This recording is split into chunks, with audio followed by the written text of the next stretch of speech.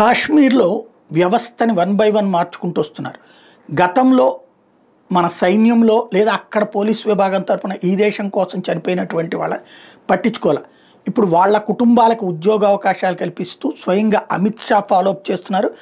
దేశ సరిహద్దుల పరిరక్షణకు ఎలక్ట్రానిక్ సర్వేలెన్స్ సిస్టమ్ కూడా మోహరిస్తున్నట్టు ఈ సందర్భంగా ప్రకటించారు.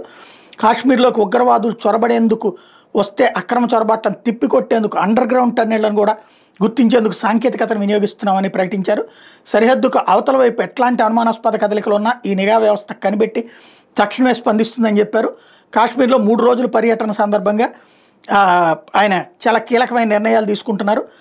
వినయ్ బార్డర్ పోస్టును సందర్శించారు. అక్కడున్న బీఎస్ఎఫ్ జవాన్లతోనూ మాట్లాడారు. అత్యంత సవాళ్లతో కూడిన పరిస్థితుల మధ్య విధులను సమర్థవంతంగా నిర్వహిస్తున్న జవాన్లను ప్రశంసించారు. వానలు, భీకరమైన చలి ఎండలను సైతం లెక్క చేయకుండా 365 రోజులు బార్డర్ పోస్టులు విధులు కొనసాగిస్తూ శత్రువుల కదలిక మీద ఒక కన్నేసి ఉంచుతున్నారంటూ వాళ్ళని ప్రశంసించారు. అదే సందర్భంలో ఉగ్రవాదులతో పోరాటంలో నెలకొరిగిన 10 మంది పోలీసులు, ఒక ఇంజనీర్ కుటుంబ సభ్యులతో మాట్లాడారు. వాళ్ళకి సానుభూతి తెలపడమే కాకుండా కారుణ్య ప్రాతిపదికన వాళ్ళకి కుటుంబాల్లో వాళ్ళకి ఉద్యోగ నియామక పత్రాలు ఇచ్చారు. కధువా జిల్లాలో పాక్ ఉగ్రవాదులతో జరిగిన పోరులో నెలకొరిగిన 4 పోలీసు కుటుంబాల వాళ్ళు కూడా వీళ్ళలో ఉన్నారు.